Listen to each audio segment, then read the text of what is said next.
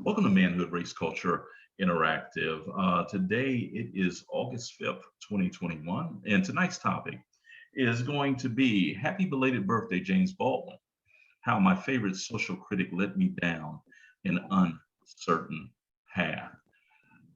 Let me explain why this topic came up to me. Being a black man, I'm a 70s 80s baby. I was raised up within a black community that is very much different than the black community that we're dealing with right now. Um, as with most black families, the cornerstone of our family was actually church. We were raised up as Baptists, blue blood Black Baptists, the type that have never seen a woman in the pulpit whatsoever. At the same time, within my family, we had Baha'i. We also had Sunni, Shia, and Nation of Islam members. So we had a very eclectic mix. But one of the, in talking about it being very eclectic, there were a lot of robust discussions about faith, religion, who's right, who's wrong, and when you slurry that up with the idea that 85% of the people that I'm speaking about within my family were some variant of form or level of Black nationalists. But there was one point of consensus that you would find amongst this very eclectic family, this authentically Black family. And that one thing was actually the issue of homosexuality. We all agreed that homosexuality was a mortal sin. And of course, anyone who's been socialized can tell you that when you're raised up that way, that is your worldview. I don't care if you're raised up in a family of Black supremacists, that's going to be your worldview. If you're raised up amongst white supremacists, that is your worldview. And being raised up with Christians who believed that their path was the only path. I'm the way, the truth, and the light, and no one shall see the Father but through me. Okay, all of you non-believers, you're going to hell. Okay, so raised up in that, the issue of homosexuality was a major faux pas, a major you don't deal with this issue whatsoever.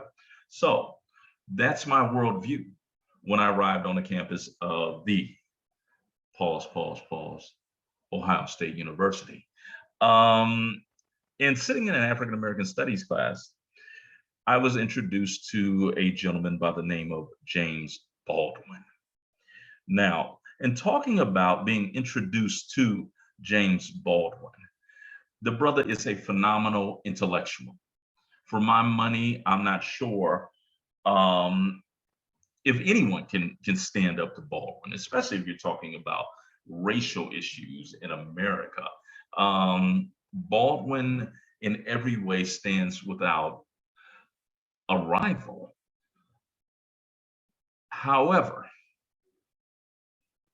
my love affair and adoration for James Baldwin's mind is going to conflict with the fact that James Baldwin is openly homosexual.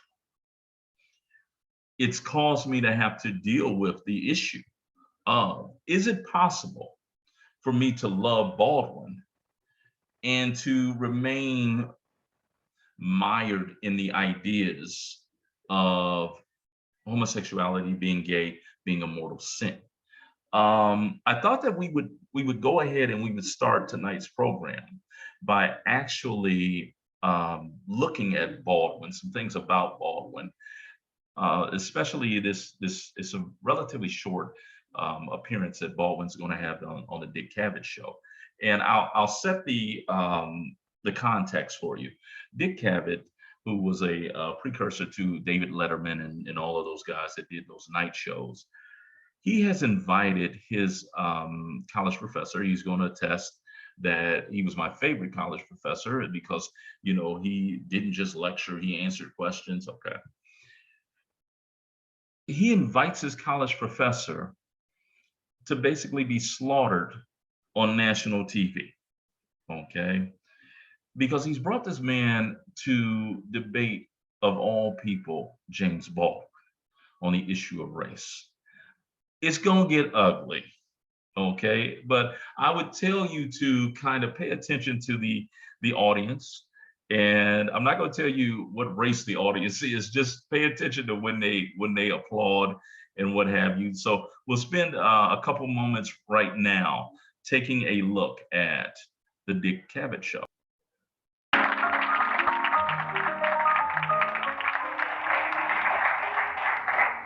Were you able to listen to the show backstage? A good deal of it, but then I was behind the rostrum here. Yes. So I heard only some of it. Did you hear anything that you disagreed with? Or I that disagreed with a great deal of it. I am one of Mr. Baldwin's admirers. I've written him 10 letters, and of course, there's a good deal I agree with. But I think he's overlooking one very important matter, I think. Each one of us, I think, is terribly alone. He lives his own individual life. He has all kinds of obstacles in the way of religion or color or size or shape or lack of ability, and the problem is to become a man. For each one of us, I think all this talk about poverty, race, prejudice is important, vital, but it's not really at the center. It deals only with the means in the way, or the obstacles in the way of becoming something much more serious and important. That is, to be someone in yourself. To become a man is a difficult job. It takes a lifetime. I don't disagree with that at all. I didn't think you would. But I take that for granted. I really do. That, you see, but by taking it for granted, you emphasize always the obstacles in the way, and perhaps you have it in mind, but I think your hearers very often forget that you have another objective in view, the one we both agree upon. Is what I'm talking about. I thought Dick was asking that question before when he asked you, aren't you being more extreme? Isn't there some other end? Is it all hopeless? In one sense, it is not hopeless. In another sense, it is. It's hopeless in the sense that nobody ever attains the state of being a full man. But it's not hopeless in the sense that every one of us has a problem which he can resolve more or less within himself. These obstacles are terrible, I agree with you, but they're not insuperable if you know what you're looking for. Yeah, but what I was discussing was not that problem, really. I was discussing the difficulties, the obstacles, the very real danger of death thrown up by this society when a black man attempts to become a man. Yes, but there's another important connection with that, and I suppose you do agree. All this emphasis upon black man and white does emphasize something which is here, but it emphasizes it or perhaps exaggerates it, and therefore makes us put people together in groups which they ought not to be in. I have more in common with a black scholar than I have with a white man who's against scholarship. And you have more in common with a white author than you have with someone who's against all literature. So why must we always concentrate on color or on religion or this? There are other ways of connecting men. I'm not talking about that. I understand that. I know you're not. I understand that. But as we sit here now, by the will of the people, a man named Ronald Reagan governs California. And the terms I'm using, you must understand, are not the terms that I myself might choose. I'm not interested in whether a person is white or black or green or yellow, but I'm talking about the force of the state which at this moment is oppressing black people all over this nation. Not all.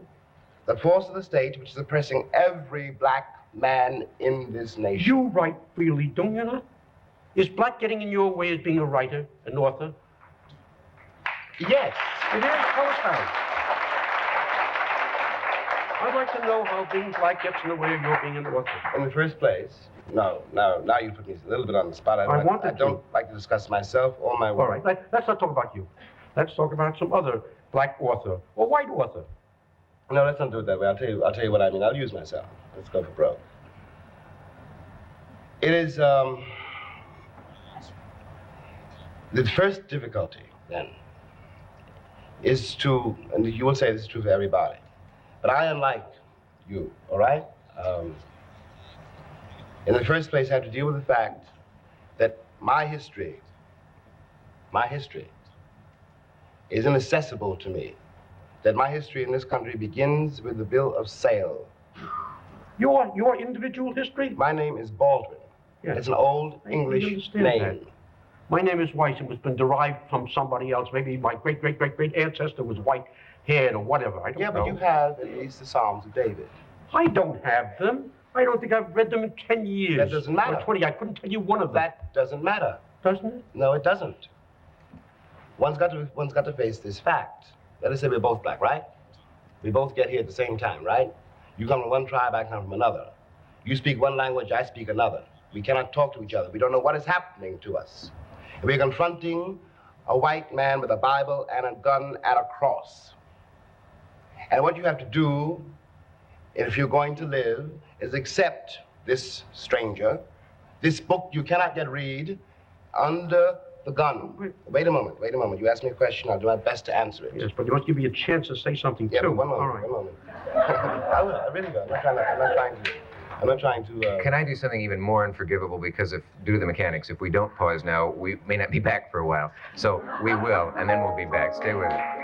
Gentlemen, where were we? I was in the middle of the Psalms of David. Yes. Right? It's attributing to me somehow. But I was trying to make a point. The point is this simply. That one began here with a history of an identity, not only inaccessible, but also systematically and deliberately denied and destroyed. The Moynihan Report talks about the breakup of the Negro family. And it occurs to me as a very bitter kind of comment on the people who did their best to break up that family. Now to blame the family for being broken up. And to suggest... He wasn't doing that, the report I read. Okay. Well, there are no male father images for a Negro child. Big news. But he was trying to describe in the first place, that's not as true as Moynihan would like to think. Otherwise, there would be none of us here at all. The point is that, then, we come back to where I was. One has to really excavate out of the absence of a history, and then out of the presence of a history which is absolutely indescribable. You must remember that I was taught, and black children until today are being taught, that no black people ever contributed anything to history, that I was not much better than an ape, and I was lucky to be discovered in Africa by white people. Mr. Baldwin, but if your case were carried out all the way through the way you're putting it, it'd be hard to understand how you ever wrote a word. After all, you're a distinguished novelist. You must have had time of freedom. Somebody must have paid attention to it. You must have been reviewed objectively as an author, not as a Negro. Nobody gave a damn whether your great ancestor had been bought or sold, but they treated your literature or your work in its own terms. That's where you wanted it. That's where you had it. That's where you're having it now. What are you criticizing? What are you objecting to? That there are terrible injustices, everyone admits. But you're generalizing and you're rigidifying and you're solidifying it in such a way as if there's no way out. You're an exhibition of the fact there's a way out. Am I? Yes. Yeah, you yourself admitted. You're not just the incarnation of blackness. You're an author. That's why I think of you. I beg your pardon. I'm also the oldest of 9 children, all of whom are black. I'm one of the few survivors of my generation, all of whom the people I'm speaking of are black. For every Jimmy Baldwin or Sammy Davis or Harry Belafonte or Sidney Poitier, there are a whole lot of people you've never heard of, at least equally talented, perhaps more talented, who did not manage. I'll tell you how one makes it in this country if you're black. You have to decide somehow that you are not going to be controlled by what white people think of you. Of course. Not anybody. What anybody thinks of you. Ultimately, you have to think of yourself and be true to yourself. I don't care what Senator Eastland thinks about me. Who cares? Or Ronald Reagan thinks about me, but they have the power to destroy my life and the life of my children, and this is given them by the will of the state. I'm not talking about myself as a writer. Of course I'm a writer. I know that. I know what produced me, too. And it was not simply Charles Dickens or any of your colleges. It was also Bessie Smith and Ray Charles and my father, who was a preacher, and my mother, who learned how to sing. That's true of anybody who's a writer. What I am trying to say is that the gap, the distance placed between myself and my own assessment, my own experience, was much greater than it would be for any white person in this country. I don't believe it. I know you don't believe it. I'm not complaining. I'm not copying a plea. It's not a special plea. I'm trying to make you see something. Pretend that I'm an actor. Every child starts from scratch. They are helped in various exterior ways in order to be able to find themselves. But the finding of themselves goes within. To become a writer is something that you have to struggle with by yourself, in yourself. And all these other things are conditions and problems, and I grant you had more than other people have. I didn't even say that. I said they were different. I'll tell you this. When I left this country in 1948, I left this country for one reason only, one reason. I didn't care where I went. I might have gone to Hong Kong, I might have gone to Timbuktu, I ended up in Paris, on the streets of Paris, with $40 in my pocket on the theory that nothing worse could happen to me there than it already happened to me here. You talk about making it as a writer by yourself. You have to be able then to turn off all the antenna with which you live, because once you turn your back on this society, you may die. You may die. And it's very hard to sit at a typewriter and concentrate on that if you're afraid of the world around you. The years I lived in Paris did one thing for me. They released me from that particular social terror, which was not the paranoia of my own mind, but a real social danger visible in the face of every cop, every boss, everybody.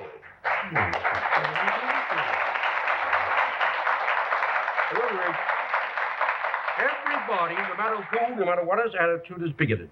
I did not say that. Well, has an attitude. It's on his face. Is in the way of every boss. But you're asking me to do something impossible. You're asking me to take the will for the deed. I don't know what most white people in this country feel, but I can only include what they feel from the state of their institutions. I don't know if white Christians hate Negroes or not, but I know that we have a Christian church which is white and a Christian church which is black. I know, as Malcolm X once put it, that the most segregated hour in American life is high noon on Sunday. That says a great deal for me about a Christian nation. It means that I can't afford to trust most white Christians, and certainly cannot trust the Christian church. I don't know whether the labor unions and their bosses really hate me. That doesn't matter, but I know I'm not in their unions. I don't know if the real estate lobby is anything against black people, but I know the real estate lobbies keep me in the ghetto. I don't know if the Board of Education hates black people, but I know the textbooks they give my children to read and the schools that we have to go to. Now, this is the evidence. You want me to make an act of faith, risking myself, my wife, my woman, my sister, my children, on some idealism which you assure me exists in America, which I have never seen.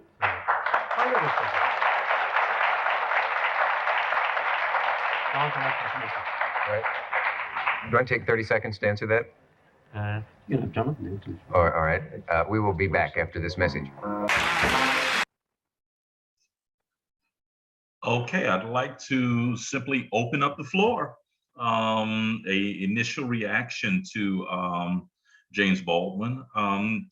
Would like to hear if this is your first engagement ever hearing Baldwin, and if it's not, what has been your exposure to James Baldwin's life of his work? Once again, this is we're 3 days past Baldwin's birthday. Sister DC, you have your hand up. Go right ahead. So I'll answer the question. My exposure has been reading his work. As far as hearing him speak, as he spoke in this video, I have limited exposure. And, I started not to join in tonight because of everything that's going on. And it's only God that had me join in, because I needed to hear him say what he said. So now I can put a label on my heart, mind, soul, and what I'm going through and have been going through for, say, the last 5 years. I feel exactly as he does. I feel it. I think the feeling started, and I told you guys the story probably last year, a while ago. But I think the feeling started when, having invited my father to my home in Georgia, and having my nosy white neighbor push her way in to meet my father after she left, my father said, first time he had ever said it to me in my life at that point, "I'm proud of you." And I said, "Why, Dad?"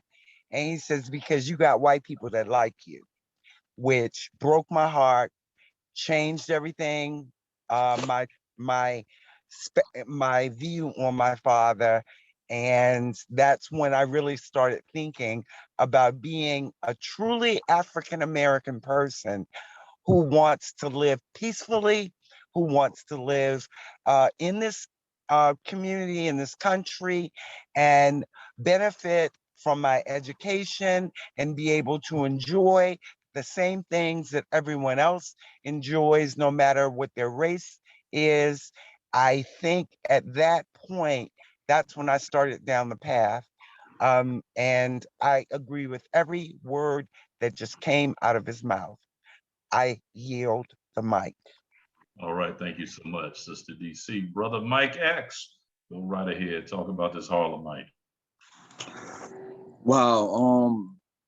You know, I there's a couple of things. You know how when I speak of, New York hip hop, ushering in the worldwide phenomena of hip hop, and you bang a little bit against that. What about the West and what have you? In your introduction to James Baldwin, I can appreciate the level of admiration, and respect that you afford to James Baldwin as being the one that touched you.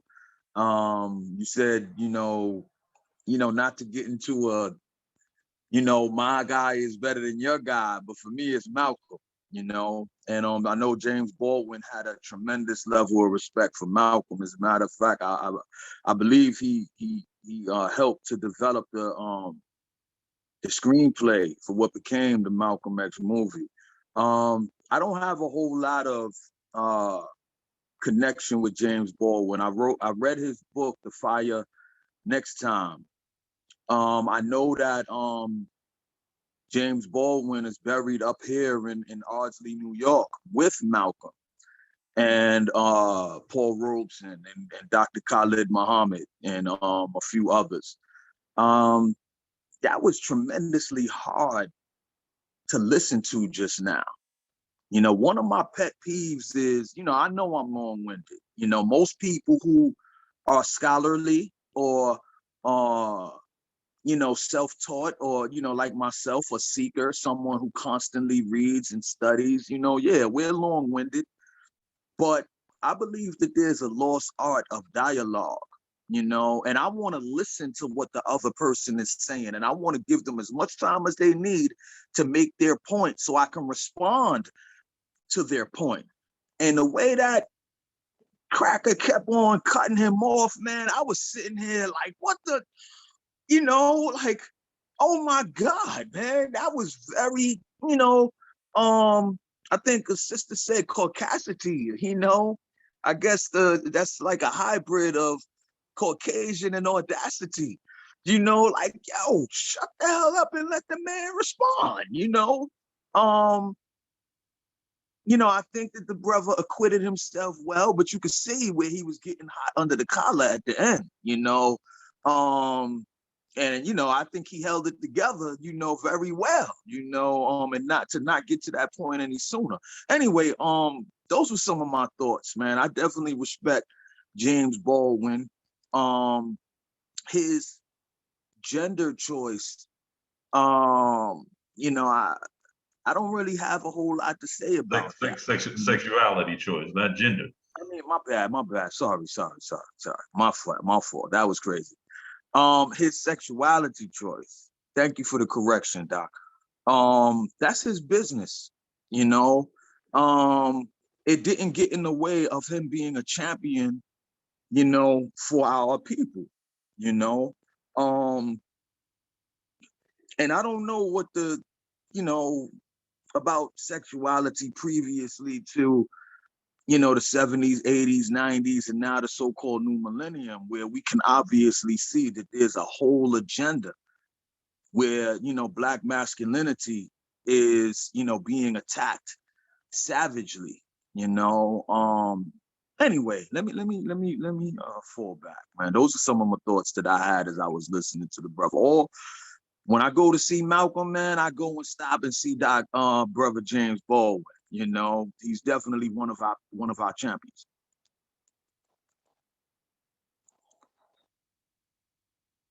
All right, definitely. Thank you for that, brother Mike.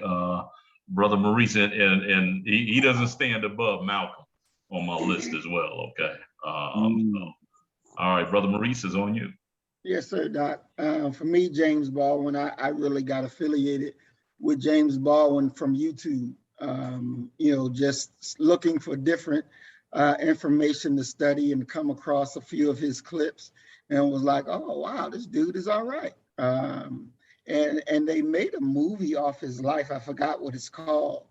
And I watched that movie, and when I was watching, I didn't know it was James Baldwin till later on when they were inside the church and another boy was coming to the church and they made a big old thing about it. That's when I knew, okay, well, this must be James Baldwin. But I admire his work and his efforts.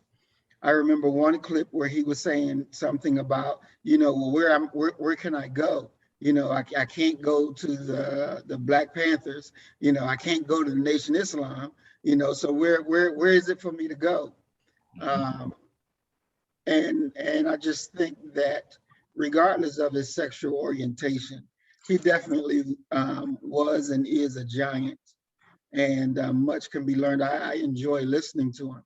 But when going with that cracker, I wish he'd have smacked the shit out of that cracker. That's what would have been very delightful to see, because that's exactly what I felt like doing. Because he's just so smug and all this and smack the shit out of his ass. I bet you he'll hear you then. And I rest my mic. All right. I would like to share this picture with you guys. And this, once again, this is aimed at dealing with what could be, what should be considered one of the quote unquote almost taboo subjects for our community, especially with us being, many of us being 40, 30, 40 and older. The idea of homosexuality. I want to put this picture up, and it's a picture that I utilize with my students to drive home how we've dealt with and really in many ways buried the contributions of many of our gay brothers and sisters, for all that matter. And I want to put this picture up, and I want you guys to tell me who you see and who you know.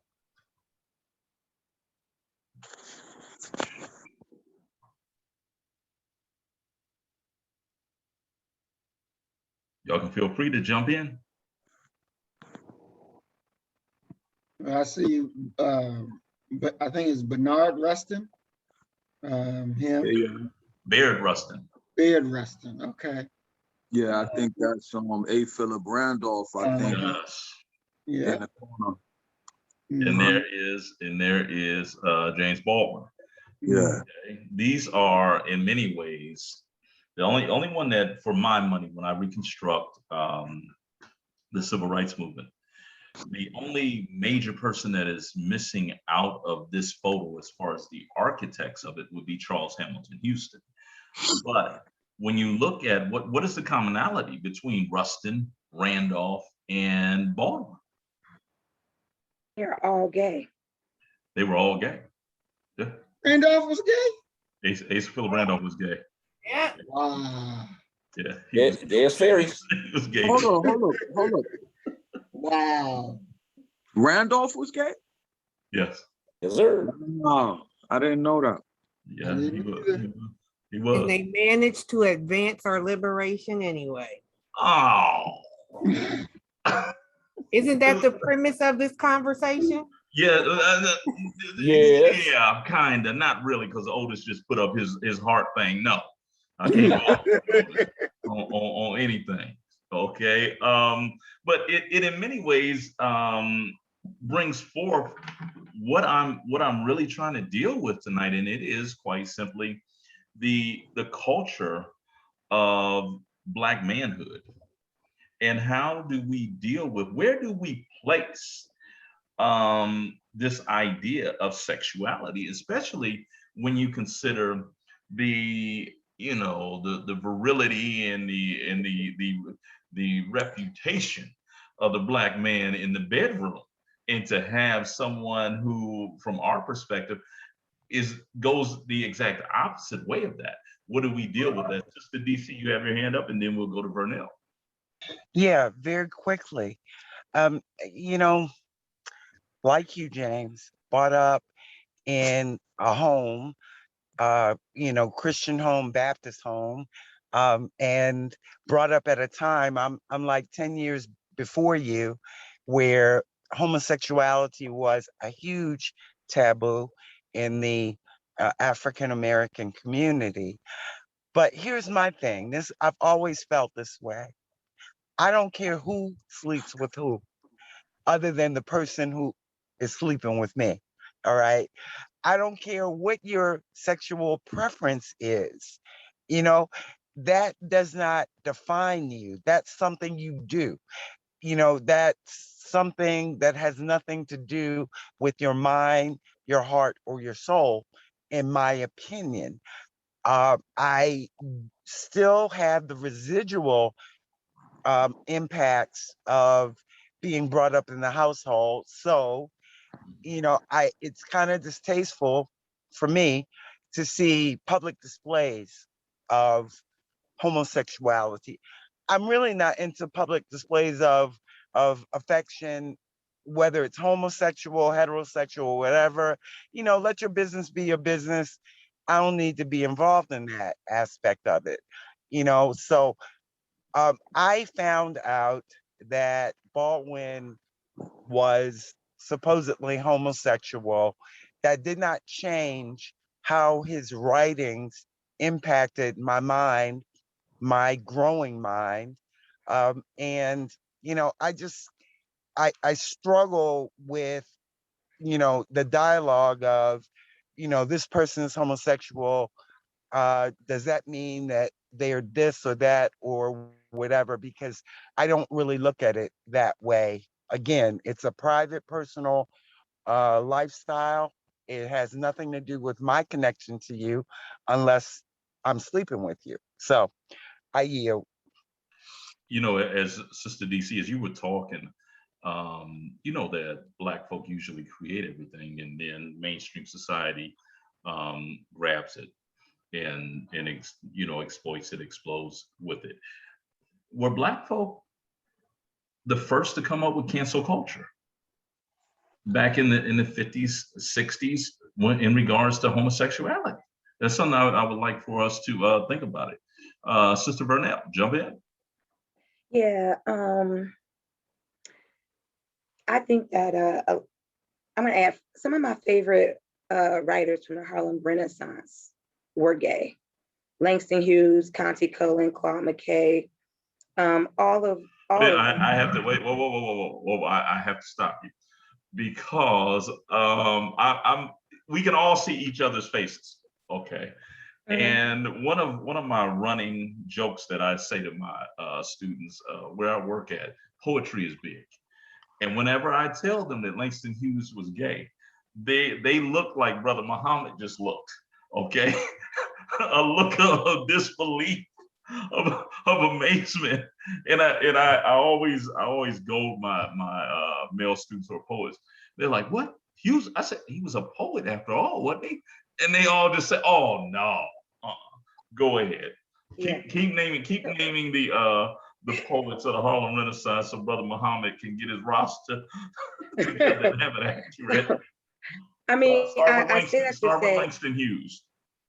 I say that I need to say to add them to the conversation is because, I'm for all the Black people, and I'm for all the Black people who are about advancing, our cause, advancing our race and our culture. I don't care what their sexuality is. I think that all of them, Baldwin included, the other brothers in the picture, are a perfect example of how sexuality doesn't define you. It's not the end all to be all to who you are. Yes, I love men, but I also love poetry. I also love music. There are other things that I like as well. So imagine what we would be missing as a people, as a culture, if Black folk back then decided that they wanted to silence Langston Hughes. Because there was no secret that he was gay back then. All kinds of shenanigans was going down during the Harlem Renaissance.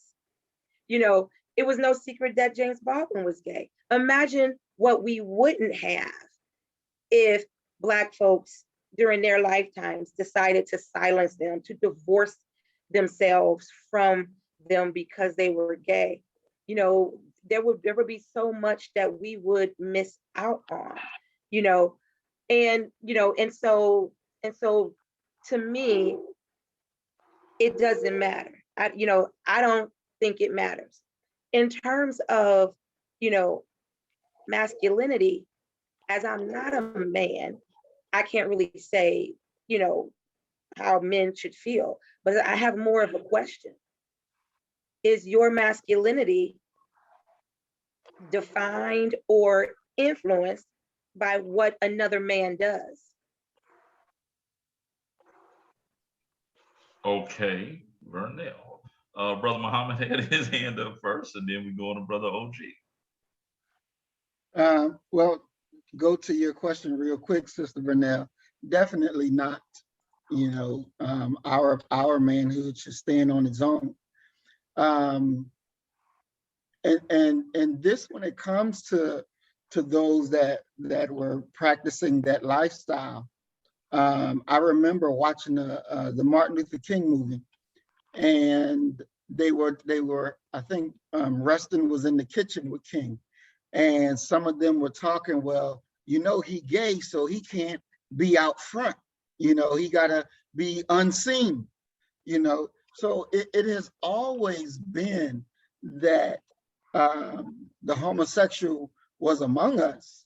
It's just that for the optics and trying to navigate what we want, and not to have the homosexual pull down attached to what the civil rights movement was about. That would cause the difficulty, because they were trying to communicate, and I believe that communication was not just in the verbal words, but the communication was also who showed up to the party.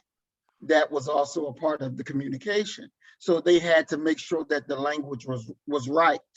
And as far as our people, really practicing or inventing the cancel culture, on that part, I will say no, because just going off my childhood, like I said, we had a homosexual on the block whose name was Rob. And, I didn't know that he was a homosexual until I was grown and put two and two together, but nobody, did anything different. Rob was welcome, and it was that way. It's just, he did his thing in his house, and that's where he kept it at. And as long as it stayed there, ain't nobody got no problem with it, because it stayed in its proper place. And I'll rest my mic. All right, thank you for that, Brother Maurice. Vernell, did you want to respond to him, or can we go to Brother OG first? I did want to respond to him. It's just very quickly. And that is that I understand your point about who could be out front during the civil rights movement, but we're not there anymore. So yes, Black homosexuals had to check their struggle of being gay in America at the door when they walked in the room to strategize about Black issues, in the same way that Black women had to check their gender struggles at the door if they want to talk about Black issues in America during that time. But we're in a different space now, and as we're in a moment where you have an upsurge of white supremacy that has become emboldened, unlike anything I've seen in my lifetime. Let's have all hands on deck in combating this. That's it. All right, thank you for that, Sister Vernell. We got to remember how closely tied the Black church is with its pretentious moralism that is inconsistently applied across the board. We got to remember that, because there's a reason why Rosa Parks was selected to be almost the face of the Montgomery bus boycott. Okay, Brother OG, it's on you, man. You can't lower your hand. Go right ahead, brother. Oh no, it's fine. I'll pass.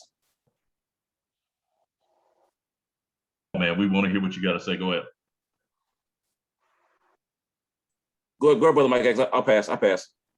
Okay, Brother Mike X is on you. Yeah, I don't want this to, to get confused. The black man has been under attack,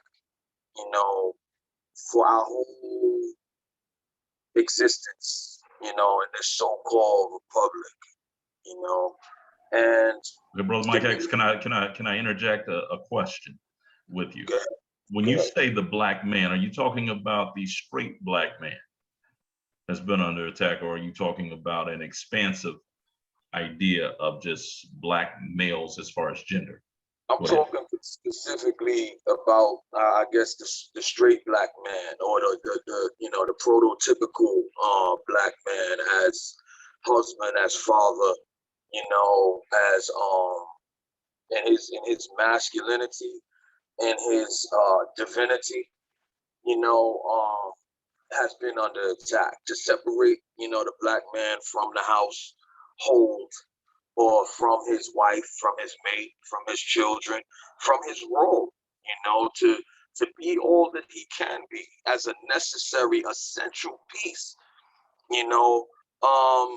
not just to procreate, but certainly to procreate, but not just to procreate, but to bring what he brings to the household, as far as discipline, as far as strength of character, as far as being able to impart onto his boy coming up behind him, to be able to follow his lead and example, as far as to give to his daughter an example, of what kind of mate and how that mate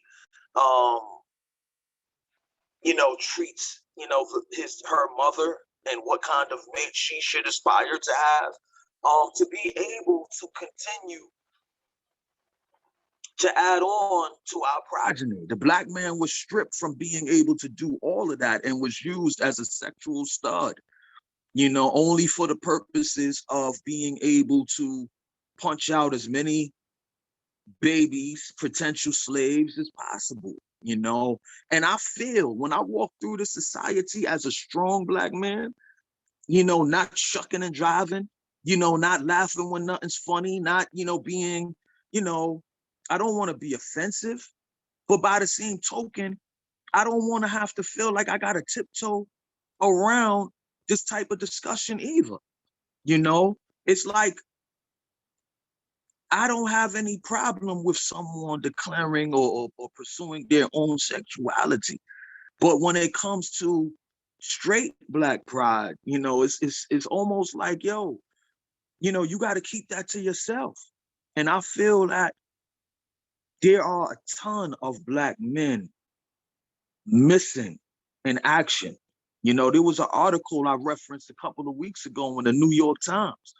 They said that there's like 1 million black men that's unaccountable. They don't, that's just gone, And as a child who grew up in a household under a single mother with, myself included, 3 black boys to be raised into men.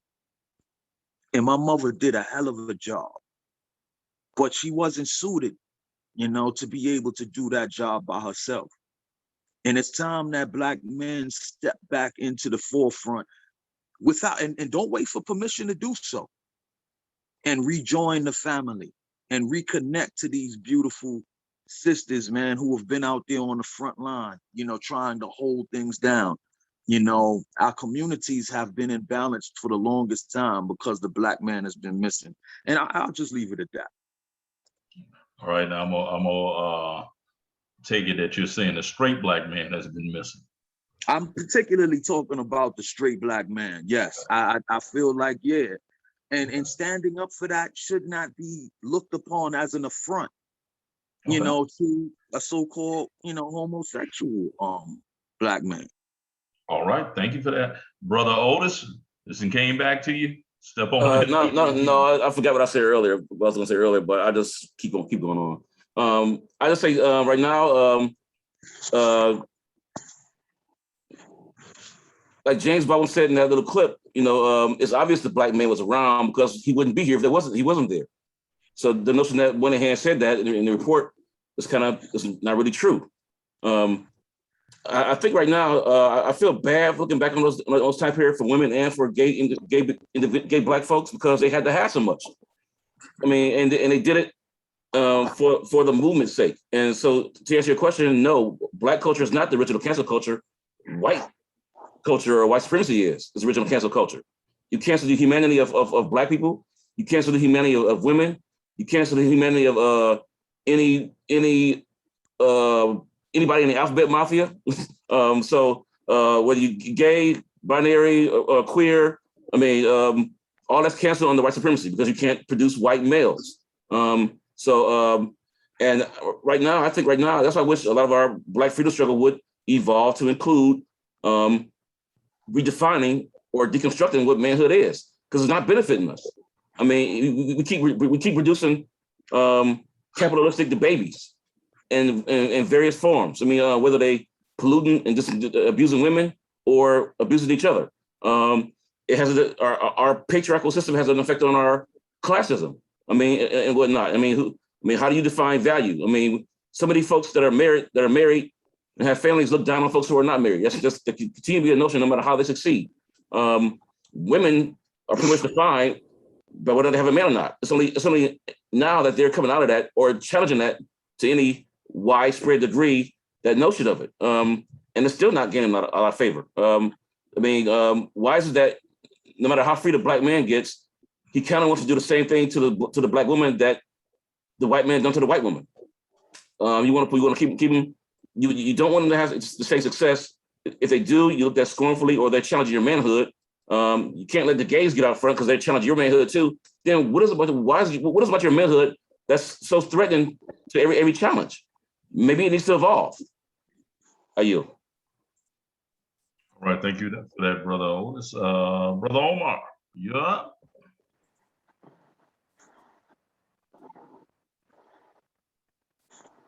Thank you very much. To be quite honest with you, I think an issue is being made out of something that's not really an issue. I don't think that that this is an issue. The homosexual community have been around for, I mean, only God knows how long, you know. And I think that we just happen to fall victim to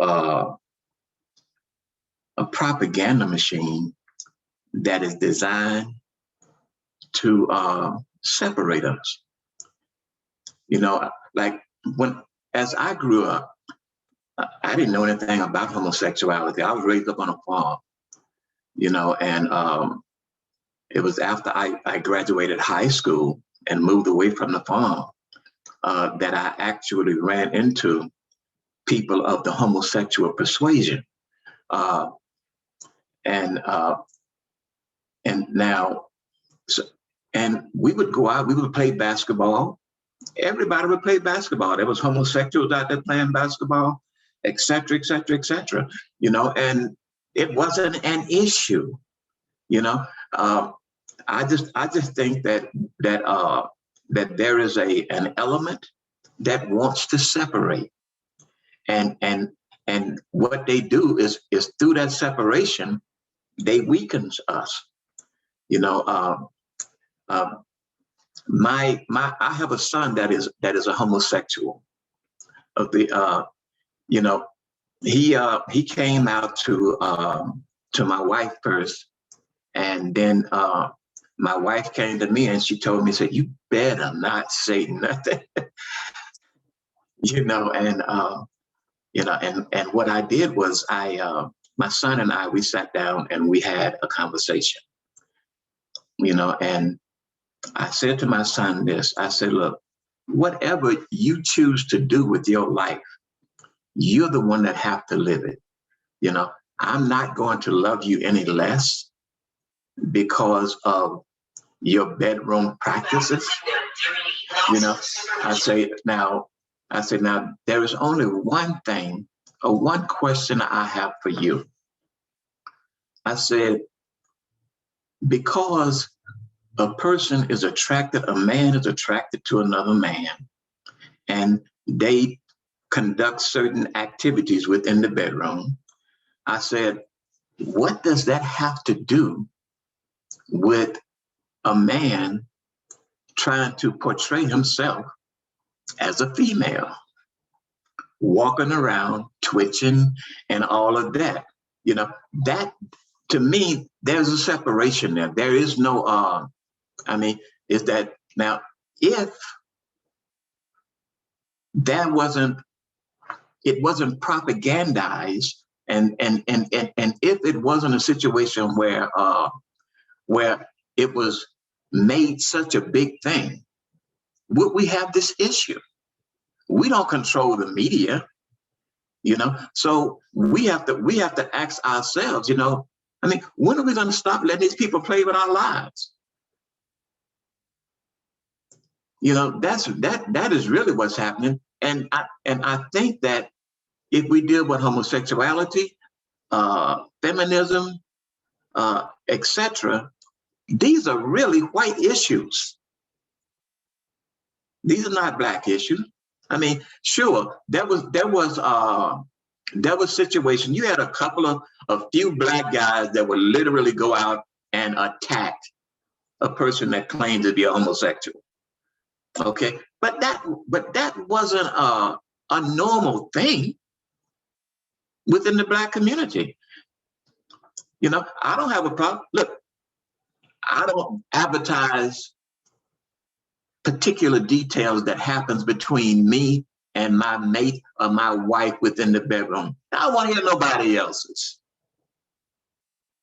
Simple as that, you know. And now, if you want to make that make me say, hey, look, it's okay for you to be a homosexual. I'm saying, look, man, you're a grown-ass man.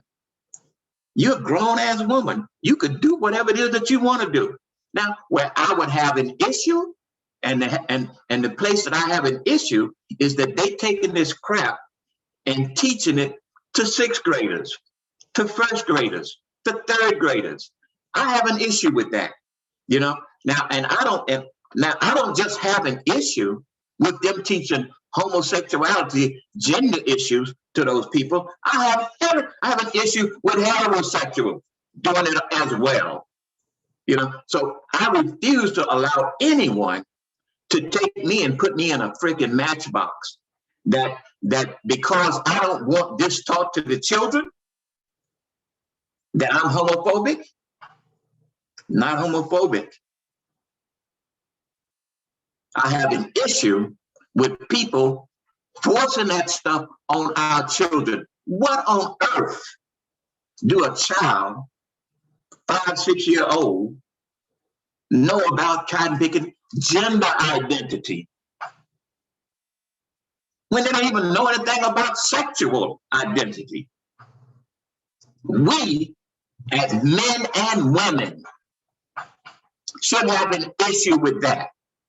And any politician or anybody that tells me that I got to keep my fucking mouth closed on that, I'm sorry, not going to happen.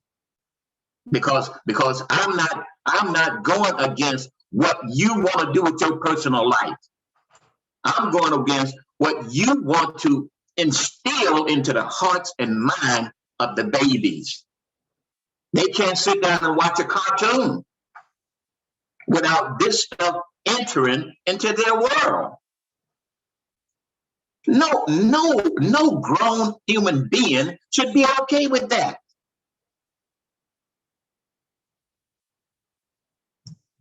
I don't have a problem with brother James Baldwin. None of the other gentlemen that I showed and that they was and what does that say? That I didn't know that they were gay. They handled their own personal business.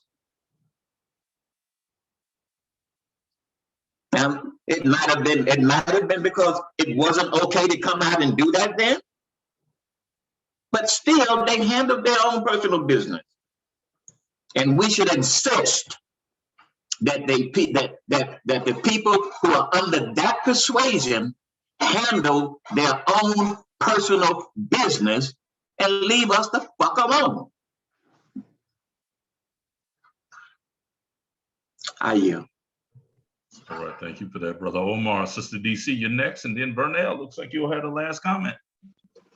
So everybody who just spoke before me, I found something to attach onto in what was said. Very varying levels of agreement. And Brother Omar just really put it out there. The question was African American cancel, culture, the way we used to deal with homosexuals in our community, etc. And here's the thing that baffles me. Let's just say in the 60s, we were cancel culture. If someone was identified within the community to be homosexual, there was a stigmatization in the church and, in social areas, etc. All right. And people like James Baldwin protected their privacy and nobody knew. So everybody accepted them.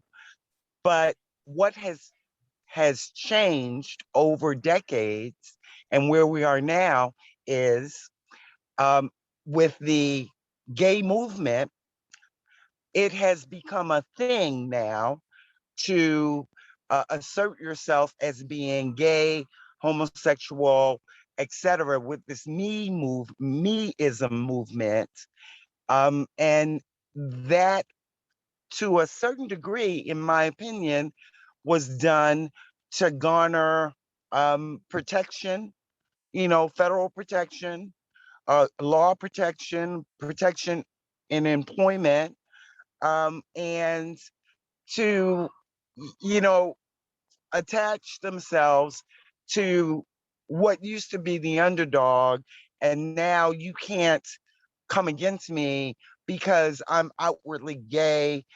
You can't discriminate against me because I'm outwardly gay, etc. I have a problem with that. And the problem I have with that is that there is no there is no larger discrimination in the United States than the discrimination against the African American. I can't take my skin off. You see my skin the moment you see me. So if you're allowed to discriminate against me, and since affirmative action is gone, they can do that. They can discriminate on varying levels. You being African American, you being an African American female. But if you add that little aspect in there that, oh, I'm an African American gay female, now you fall under some protections and folks, leave you alone, etc. So, like I said, I started out with saying everything everyone has said prior to me, I find something to attach to and agree with. And I don't think that any of us are not on the same sheet of paper. I think we have varying thoughts on the topic, but we're all kind of maneuvering from the same direction. I yield. All right, thank you for the Sister DC. Sister Vernell, you're up. Yeah, I just want to latch on to something that I think Brother Maurice had mentioned, as well as Brother Mindweather, and that is that in our communities we have always had gay people, men and women. In the community that I grew up in Kentucky, we even had someone who's a transgendered woman. As a kid, I didn't know until later, my teen years or something. And they were open. And by open, I mean it was not a secret that they were gay. Like all the adults knew that they were gay. No, they weren't doing things that we see in gay pride parades of like public displays of affection and those kinds of things, but it was not a secret. And everybody got along just fine. People were neighbors. It wasn't an issue. Okay, and okay, moving on. Okay, you're gonna bring some cookies to the bake sale. Like it was not an issue. And then at some point for me, I noticed it starting to happen in the mid 90s, where all of a sudden it becomes an issue. And who made it an issue? I don't see our communities making it an issue because people existed together and lived together in a community for so long. I think it started happening when people turned it into a political issue. I think it was when, in my case, from what I saw, mainly Caucasian, gay folks were making it a political issue. And because they've made it a political issue, there's going to be people who need to oppose that just because. And, and then it seems like now we have these other entities that are telling our communities how we need to act, or trying to tell our communities how we need to act and be as it pertains to LGBTQIA+, versus what was happening all along was that people were being themselves, living their life, and nobody was bothering you about it. Which sounds like what people are saying they want today, but like we already had it. So that's and so I think, like I said, I think that comes from other people deciding what issues are and then imposing them upon us, trying to. And I yield. Okay, one of the fascinating things about this is that there's often ancillary discussions occurring within the chat room. And one of the things that has risen is the issue of homophobia. And we have Brother OG on one side and Brother Maurice on the other side. Thought we would very quickly, before we close out tonight, allow these two individuals to express. Before we go into that, can I respond to what Sister Vernil said? Yeah, that's fine. Yeah, I would say that may have been true for your community, but where I grew up, I grew up in one of the largest Black denominations in the country, and they preached against gays constantly. It was a big deal from the church. Yeah, I had gay folks in my family, but it was always like a whispered rumor. You could tell, but no one really openly discussed it. They didn't castigate them. Some of them really didn't obey the church's rule. They just kind of ignored them. And the fact that you had to do all that to avoid the obvious says a lot. Just like in here, you hear people saying, well, it's okay that they're gay, just keep it to yourself. And it's like, well, what does that really mean? We don't do that with heterosexuality interactions because they're quite normal. And I guess, and right now in the Black community, right now, as far as all other marginalized groups, Black gay women and Black trans women are the most harmed out of everybody, often by our very own. We just witnessed a few weeks ago lyrics from DMX about his views on gays. A Black trans woman was probably killed this month somewhere in America by another Black person. And it's just, yeah, white people may have mainstreamed it, but it's been something that hasn't been discussed in the Black community for a good while, but yet the churches were front and center on it. I heard it all my youth. God don't like those sissies and that kind of business. And people say they would never accept it. Well, and James Baldwin has a quote about the church. Basically, if our concept about God doesn't allow us to love everybody, then maybe we should get rid of them. And so it's like, so it was definitely around his time, and he kind of dealt with it too. So I just say, maybe you're fortunate to have that kind of family as that. That is awesome. But I think a lot of families, would probably differ from that experience rather. And from the folks I talked to who are older than me, they had it bad in the 80s, in a sense, Ronald Reagan and the whole AIDS epidemic was blamed on gays, and particularly Black gays. Okay, Brother Otis, Brother Omar wants to jump in real quick. And then we're going to return back to the homophobia issue really quickly. Brother Omar, go ahead.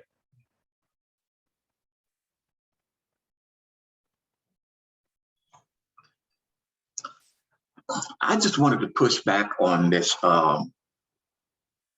this idea that there are so many gays or transgenders being killed in the Black community. If you put that number up against how many Black people who aren't that get killed, it ain't even worth mentioning.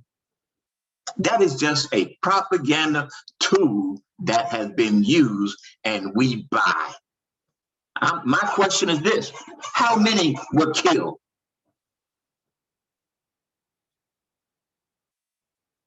And put that number against how many people that wasn't gay that was killed. And if you're gonna make such a big damn deal out of that, let's be fair. All right, Brother Otis, I think that was directed towards your comment. Well, if numbers matter, then Black on Black crime is the better thing to follow. We get answer my question. I'm sorry, I'm not going any further than that. That's answered it. No, but then why not focus on that instead of focus on police violence? I mean, so it matters. I mean, it still matters. Again, it is another media propagandized issue. I disagree with that, man. That's all right. You can. You're entitled to your opinion. That's why I'm giving mine. Well, you're right. You can't have your own facts, though. Okay. Then okay. You bring your facts out and I'll bring mine out next week and we'll see which one stands. All right, Brother Muhammad, your comment upon homophobia or lack thereof. Yes, sir. I don't believe there's no such thing as homophobia. That's just not true. Ain't nobody, we scared of the homosexual. Ain't nobody scared of no homosexual. That's just not real. You know, as Brother Mike was talking about, you know, it's not a fear, all right? But we understand that these homosexuals, they have their agenda that they want to work and get through. We're not in agreement with that. We're not in agreement with that. Nobody don't want that foolishness. When we stop and look at this Lil Nas X and his video and gay stuff, I mean, come on. What happened to the morality? We as Black people had a level of morality that there's things that you just don't do. You just don't. I can remember my mama telling me, boy, you ain't going out that house like that. You ain't going to embarrass me, you know? So it was things that you can do and things that you can't do. But these demons have embraced a way and want to push it off on everybody else as if this is acceptable and you better get down with it or else. No, we ain't got to do that. We ain't got to do that. And we ain't going to do that. We will fight you because that don't make no sense. So no, it's not we're scared of gay people. We ain't scared of you, not one bit. But your behavior is not the behavior that we should accept. And that's something that we will not accept that. We won't. You want to be homosexual in your bedroom, out of our eyesight, ain't none of our business. You bring it to the forefront and you want to force that, then now you making it my business. Now we're going to have to fight. It's just that simple. And so, you know, I think our brother just likes to run up behind people for no really good reason, because we got to think about what's good for us as a people. As a people, what's going to move us forward as a people? That's what's supposed to matter, not your little lusting self of inordinates and wickedness. And I rest my mind. I think he said it all right there. I ain't saying it. I ain't gonna say it. I ain't gotta say a goddamn thing. I mean, wickedness, that kind of business. Yeah, okay. Brother Mike X, jump in. Yeah, I just, I echo, with Brother Maurice said. It's not about fear, like homophobia, phobia, fear. Nobody's afraid of homosexual, lesbian, transgender, would have you. Nobody's afraid of people who make those choices. But to me, and I've referenced Dr. Francis Cress Welson's The ISIS Papers. White supremacy is on a deathbed. White people are not having enough babies to sustain their dominance, not just here in America, but in the world, and the Black man, is a potent and direct threat, to the dominance of white supremacy as a system, as a culture, politically, economically, so on and so forth, and I believe that there is an agenda, the same way there was an agenda, to push and shunt our young Black boys, particularly, and girls, towards the gang and crack culture and drug culture.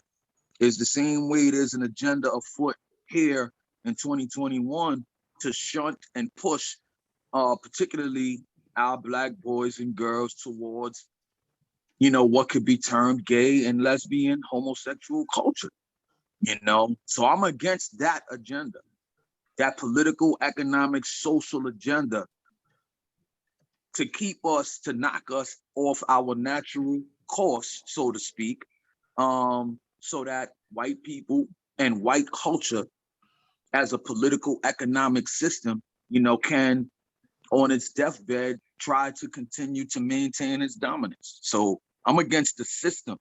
I'm against the agenda, but I'm definitely not,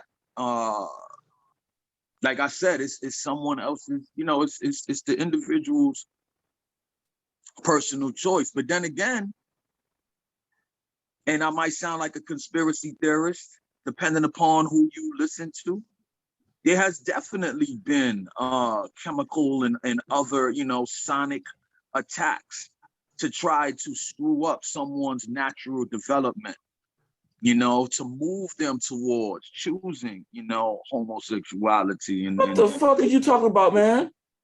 Yo, bro. First of all, brother. Whoa. Come on now. Come on. Let brother Mike finish. Yeah, come on. We can pick this up in the overtime, okay, like we always do, where it gets hot and heavy over there. So brother Mike, go ahead and finish your statement, and then brother Maurice will release us, and then we can keep this going in the overtime. Brother Allen is up there having a wonderful time. So let's go ahead. Go ahead and finish up, brother Mike. I'm a very passionate brother myself, and I do the best that I can to not use my passion to offend anyone. But let's not be rude and lose control of ourselves, I feel like I stated my premise, my position very well. You don't have to agree with it, but I'm sure that there are many who do.